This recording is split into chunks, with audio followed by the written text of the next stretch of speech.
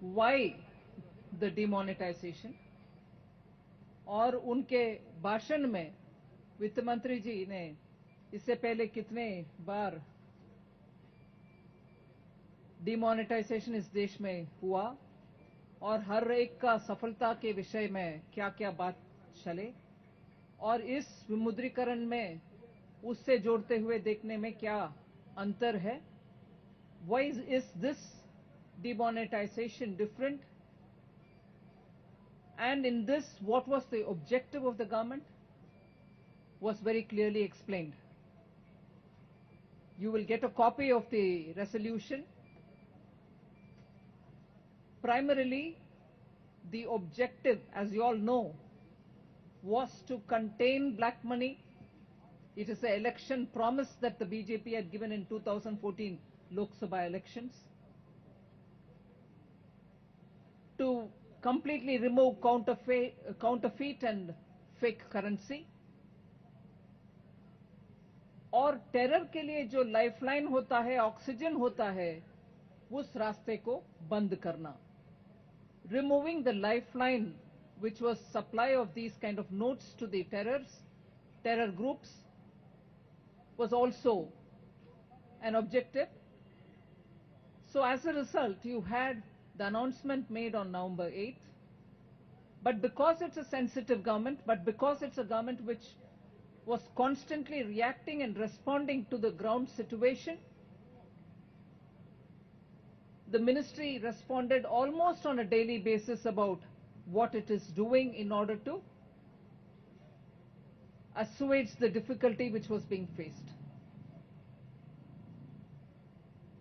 After the 50 days, on the 31st, Prime Minister came, addressed the nation, and clearly recognizing and respecting the difficulty faced by particularly the underprivileged, Dalits, farmers, women, senior citizens, and in the industry by small and medium sector. He made announcements in such a way that the government would ensure that they have some relief. And as a result, you know the various announcements which were made, even that is being in detail mentioned in the resolution. Whether it is giving money to the pregnant women, whether providing more additional funds through the NABARD for farm loans, whether it is interest subvention for rural housing, or increasing the number of rural houses, and for houses which are being built after taking loan, interest subvention, looking at Rabi crop, which is being, the sowing season is almost just getting over and the irrigating watering season has just commenced for farmers who wanted loans for their agricultural activities. So looking and focusing on sections which need the decisions, Mudra loan being now focused with additional funds to be given for Dalits, women, those in the rural areas, and so on. So tribals. So the entire expanse of the 50 days, the various steps before the demonetization.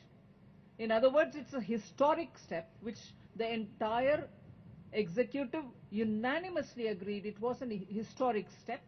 It takes the kind of leadership that BJP has provided for the country now, a firm, visionary leadership, which sees what is going to happen to this country and puts the country before the party, before the individual, and as a result took a very big decision, which is one among several decisions taken. First was, of course, the formation of SIT, which, as you know, was the first decision of this government. Then we went around talking to various countries to share information on whose account receives money, who have kept wealth stashed abroad, and so on.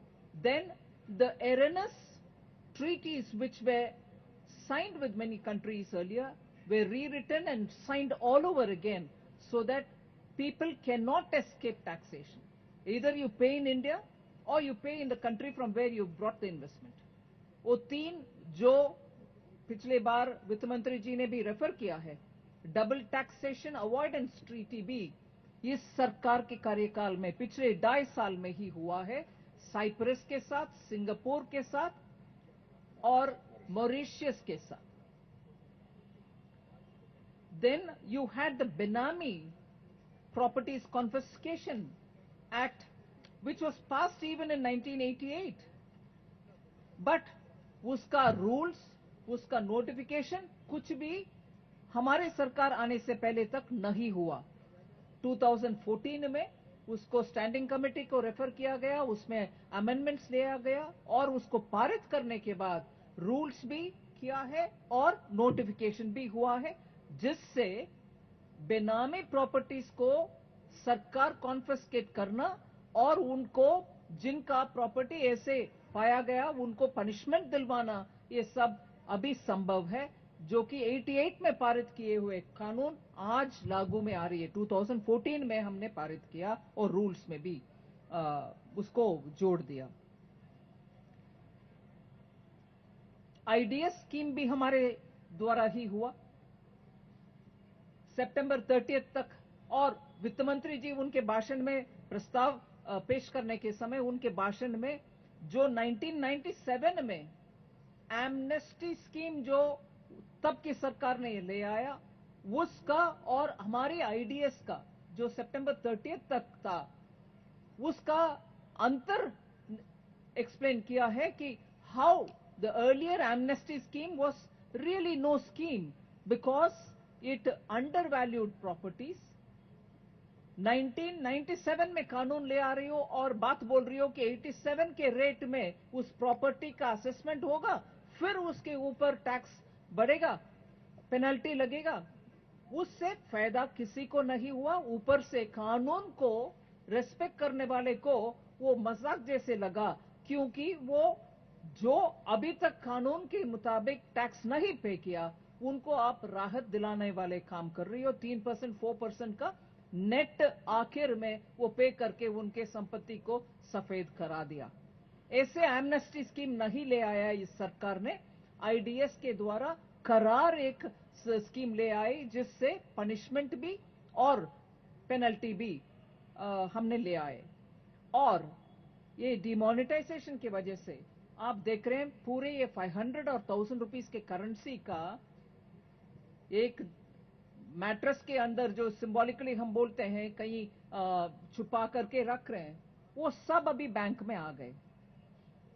वो कहां आए? Current account में आए, savings account में आए, जिसको कासा बोलते हैं.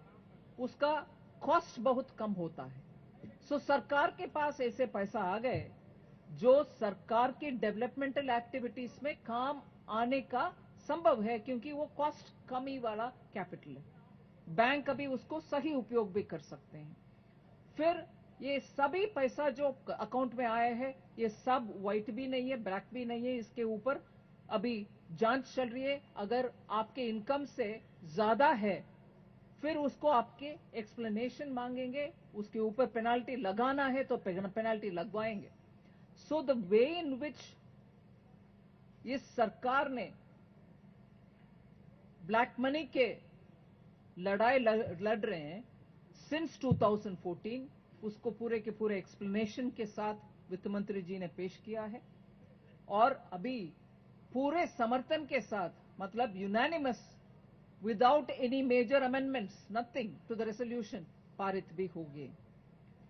और प्राइम मिनिस्टर को बहुत ही बधाई और उनके लीडरशिप, विजनरी लीडरशिप का. और इसमें एक और बात, सब लोग हमारे किसान मोर्चा से, माइनॉरिटी युवा मोर्चा से एक्सप्लेनेशन भी आए कि एक ऐसे कदम उठाना है तो सरकार के पास पॉलिटिकल विल होना है और स्टैमिना भी होना चाहिए. स्टैमिना की आवश्यकता इसीलिए होती है कि as the scheme is getting implemented, as the demonetization is going on, इसमें जितने भी दिक्कत आएगा और उसमें सरकार की तरफ से कुछ करेक्शन भी होना है, ये सब खड़े होकर के आंख में आंख मिला करके बात करने का, एक्सप्लेनेशन करने का, उसके ऊपर एक्ट करने का क्षमता रखने वाले बात, स्टैमिना, इस सरकार ने दिखाए, उसको युवा मोर्चा भी और किसान मोर्चा भी आकर के सामने एक अप्रिसिएशन के नाते सामने रखे हैं। और किसान मोर्चा भी एक और स्पष्ट बात रखे कि फजूल के खर्चा कम हुई, किसान को इससे राहत भी हुआ है। बहुत ऐसे बहुत चर्चा हुई। एक और विषय वित्त मंत्री जी ने कहा, वो मैं मानती हूं इंपॉर्टेंट है हमारे इस मीडिया इंटरेक्शन में। सभी राज्यों में नवंबर तक के जो एंड नवंबर तक के आंकड़ा है, इनकम और रेवेन्यू ऑफ द स्टेट बड़ी है, accept may be Bengal.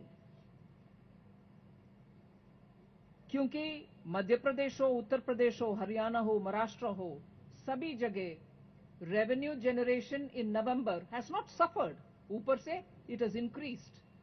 So demonetisation के ऊपर शंका डालने वाले लोगों को जवाब वित्त मंत्री जी ने बोले कि प्लीज, डेटा बोलती है कि income has increased in the month of November 30th तक। So December figures are yet to come, but anyway, the formal economy size is likely to grow. बार बार ये डेटा बोला गया है, इधर भी that was repeated. 24 lakh people only claim that their income is more than 10 lakhs and therefore who pay taxation. Others file returns but they don't pay money. So इस ऐसे माहौल में एक विशनरी, कमिटेड, भारत को सामने रखने वाले, प्रायोरिटी में ऊपर रखने वाले एक सरकार, निर्णायक सरकार, जिस प्रॉमिस को लेकर के हमें बार बार पूछा गया कि ब्लैक मनी ले आओगे वापस, ब्लैक मनी के ऊपर कार्रवाई होगी, ऐसे पूछने वाले ऑपोजिशन पूछते रहे। अच्छा, पूछने वाले काम है, उनको पूछने देने दीजिए, मगर हम तो प्रॉमिस किया है उसके ऊपर एसआईटी फॉर्मेशन के लेकर के, आईडीएस स्कीम लगा करके, स्विट्जरलैंड जैसे कंट्री से इंफॉर्मेशन शेयरिंग जो 2018 के इंफॉर्मेशन 2019 से शुरू करेंगे देना, 18 के इंफॉर्मेशन 19 में, 19 के इंफॉर्मेशन 20 में, ऐसे करके अब से लगातार स्विट्जरलैंड से इंफॉर्मेशन हमारे पास आएगा। यूनाइटेड स्टेट्स के साथ भी ऐसे एसेट जो उनके पास रखा गया है उसके ऊपर भी अग्रीमेंट है इंफॉर्मेशन शेयरिंग का। G20 में, जहां ब्रिस्बेन में प्राइम मिनिस्टर जाकर के sharing of information on large transactions and tax evasion के ऊपर, जो बेप्स के अंदर आता है, बेस इरोशन और प्रॉफिट शिफ्टिंग का शेयरिंग, इसके इंफॉर्मेशन प्रधानमंत्री जी G20 समिट ब्रिस्बेन में किया है। तीनों अग्रीमेंट के बारे में मैं बोली, फिर आईडीएस के बारे में बात किए, बेनामी एक्ट के ऊपर, ये सब इस सरकार आने के बाद 2.5 साल में हुआ कार्यक्रम, उसमें एक हिस्टोरिक डिमोनेटाइजेशन। इसीलिए हिम्मत और स्टैमिना के साथ इस सरकार काम करके ये डिमोनेटाइजेशन के प्रोग्राम ले आए, और उसमें अंत में 50 दिन के बाद आर्थिक और सामाजिक दृष्टिकोण से जिन जिन वर्गों को राहत मिलना है उनको प्रधानमंत्री जी ने कुछ एक्सटेंड भी किए। ये था प्रस्ताव, ये था अरुण जी का भाषण के सारांश। किसान का भी मैंने जिक्र किया है। हाँ जी, बिल्कुल, ये प्रस्ताव में भी एक भाग है। डिजिटल पेमेंट के ऊपर जो भीम एप्लीकेशन का विद इन 1 वीक लॉन्च करने से एक ही हफ्ते के अंदर ही 5 मिलियन डाउनलोड्स अगर भीम का हुआ, इसलिए हुआ कि वो यूजर फ्रेंडली है, सभी भारतीय भाषाओं में उसका उपयोग कर सकते हैं, जहां इंटरनेट नहीं है वहां भी उसका उपयोग में आप उपयोग कर सकते हैं। इसको आगे बढ़ाते हुए प्रधानमंत्री जी का एम्फेसिस पॉस मशीन हो या कार्ड हो वो नहीं है, वो तात्कालिक हम यूज करते जाएंगे, मगर आखिर आपके फोन के द्वारा ही फाइनेंशियल ट्रांजैक्शन होने का फैसिलिटी करवाना और आधार सीड करना, जिससे आपका ट्रांजैक्शन ट्रेसेबल हो जाएगा, जिसमें मूवमेंट ऑफ करेंसी का और एक्सचेंजेस ट्रांजैक्शन का टैक्सेबल पॉसिबिलिटी भी बढ़ेगी। इसीलिए आखिर प्रधानमंत्री जी का एम्फेसिस फोन ही आपका बटुआ बने और थंब इंप्रेशन काफी है। नंबर, पिन, पैन वगैरह के चर्चा झंझट में फंसे नहीं, सिर्फ आपके थंब इंप्रेशन के साथ आगे बढ़ सकते हैं। ऐसे रेवोल्यूशनरी कदम प्रधानमंत्री जी ने उठाया, उसके ऊपर जरूर चर्चा हुई। one by one, please. No, no, no discussion on that.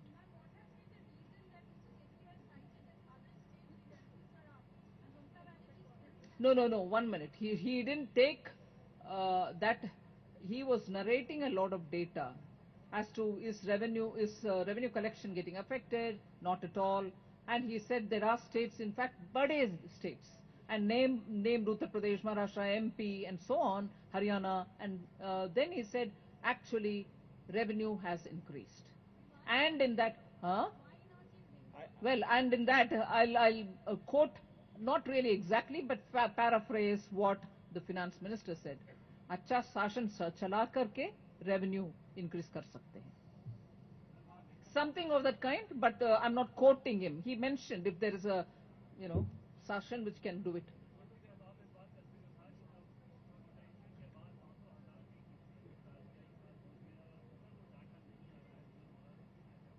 नहीं, विलंब इसीलिए होगा, विलंब आप मानते हो, मगर जेन्युइन टाइम लगता है इन सभी विषयों में कि डबल काउंटिंग ना हो, और जब हर बैंक से ये कलेक्शन, डेटा कलेक्शन होना है, लगता है time.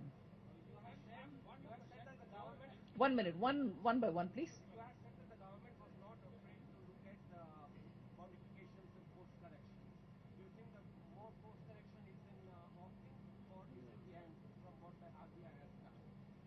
I mean, Well, RBI has done many modifications. No, wait a minute. Even on that, I think the RBI has come out, and also a lot of us analysts have come out about the number of notifications, which is normally, regularly, the RBI does on a daily basis, of which how many pertain to demonetization. So let's not over-interpret RBI notifications. Yes, RBI responded, and quite a few such notifications happened during the 50 days. As to what will happen in the future, I'm not here to speculate.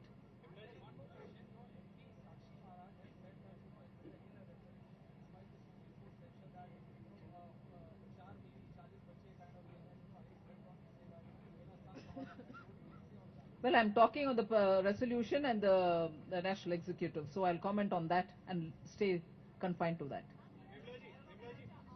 1 minute, 1 minute, 1 minute. 1 minute, Kerala, I'll just come back.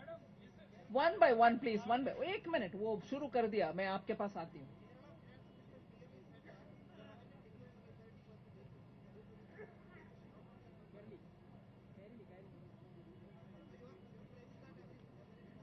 I've only named some of the major states. I didn't say every state. Please listen to me properly. If you want, you replay it. I've named some of the states which were mentioned. Will you please listen to what I've said rather than give me your interpretation? Can I please say what I've said again if you want to? There was a very clear question here I've answered. And if you want to interpret it according to you, I'm not here for that. I don't know. I've only given you to the limited extent of data which was with the hands. He didn't reel out by state as to how much has been collected. Incidentally, he said, if there are doubts that revenue generation would become a problem, he said, look, I have data to prove that revenue generation has not been affected. In fact, big states have said, meaning big in the sense of size, said revenue generation has gone up, if anything, and he named some of the states. I am sure many of them got it right. I don't know how I miscommunicated to you, and therefore named some of the states. All right? And if Kerala said something, you are saying that to me. I have not mentioned the name of Kerala either this way or that way. Ji? Sorry? Is that clear now? Or do you want me to explain it a bit more? No. I have not said BJP states. I have said the states which, big states. Sorry, I didn't. Obviously, I didn't mention. Good. आर्थिक प्रस्ताव पर आप बात कर रही हैं साक्षी महाराज ने जो बयान दिया है जनसंख्या को लेकर क्या उसका आर्थिक असर पड़ेगा उस पर जो जनसंख्या बढ़ रही है मैंने ऑलरेडी आप ऐसे कैसे मैं जवाब तो दे रही हूँ आपको, क्यों? नहीं नहीं, मैं तो जवाब दे रही हूँ ना। मैं आज के आर्थिक प्रस्ताव के ऊपर इधर जो चर्चा हुआ उसके ऊपर बात कर रही हूँ। जो आप ऑनरेबल एमपी के विषय उठा रहे हैं, बाद में उसके ऊपर कोई भी टिप्पणी पार्टी की तरफ से करेंगे। हाँ जी। एफएम ने कहा है कि डिसरप्शन तो होगा क्योंकि जब इतने बड़े पैमाने पर कोई भी चीज होती है तो डिसरप्शन होगा, बट कोई टाइमलाइन दी गई है कि कब तक डिसरप्शन रहेगा और इमीडिएट टर्म में और मिड टर्म में इसका क्या इफेक्ट होगा इकोनॉमी को? नहीं, इधर चर्चा में टाइमलाइन के बारे में कोई बात नहीं की।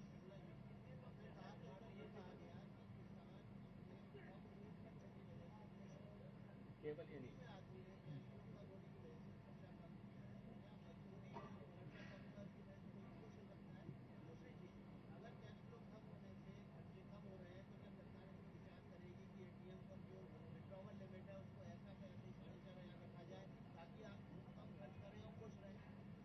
पहले बात, खर्चा कम हुआ है, इसके ऊपर चर्चा प्रस्ताव के समय नहीं आया।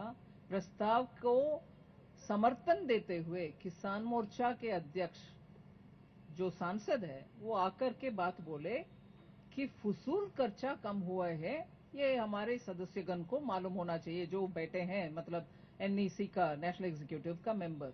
सो कम हुआ, इसके ऊपर ऐसे करिए वैसे करिए, ये चर्चा नहीं हुआ जैसे आपने आपके फर्स्ट क्वेश्चन में बोल रहे हैं, वैसे नहीं हुआ। मैं इंसिडेंटली, क्योंकि किसान मोर्चा की तरफ से ये बात आया, वो बात आपके सामने रखी। दूसरा प्रश्न, विड्रॉयल लिमिट के ऊपर इधर कुछ भी डिस्कशन नहीं हुआ है।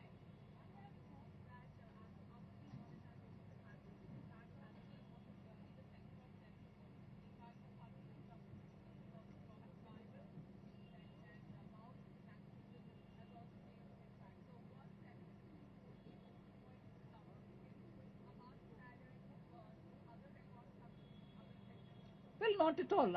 Even at the beginning I told you the focus was and the objective was 3+1. 3 is your black money, terrorism, counterfeit currency. And when I say +1, it is to talk about the 90% informal economy, which was cash run. In order to get that onto the formal economy, demonetization has come off well. So in the objective, terrorism is one, definitely. Counterfeit is also another. So just not terrorism, other than black money. Sorry? Yeah. Yeah, I'm being reminded that both Assam Chief Minister who came to speak after me in supporting the resolution, and yesterday during the political resolution discussion, Chief Minister of Chhattisgarh had spoken about Naxalism and the way he is handling it, and incidentally also about demonetization in the areas where Naxal Prabhav rehta hai. So, yes, terrorism and Naxalism, meaning part of it, and then counterfeit, were all part of the discussion.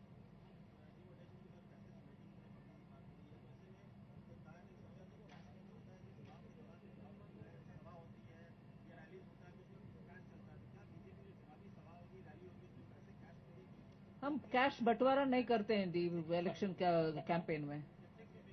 नहीं नहीं, cash और check या पैसा बंटवारा नहीं होती हमारे campaign में। जो ऑथराइज पेमेंट्स है वो पेमेंट्स तो हम चेक से ही करेंगे।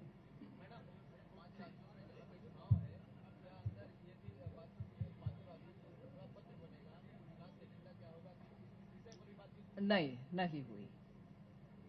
Thank you ji, thank you. नहीं, कुछ नहीं हुई।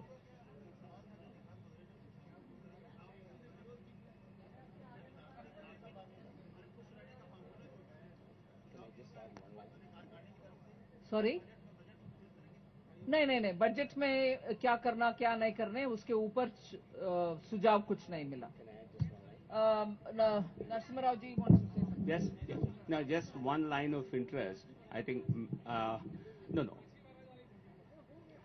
Opposition parties which ran a negative campaign on demonetization have now understood, have realized that the public sentiment is totally with the government on demonetization, and more than 80-85% of the people across the country, cutting across political lines, are backing the government on this. This was an emphatic statement made, and this is reinforced by all opinion polls being run by all of you.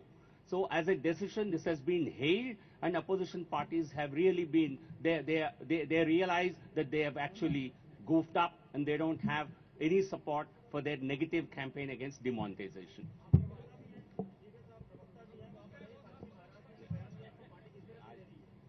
Thank you, ji. Thank you.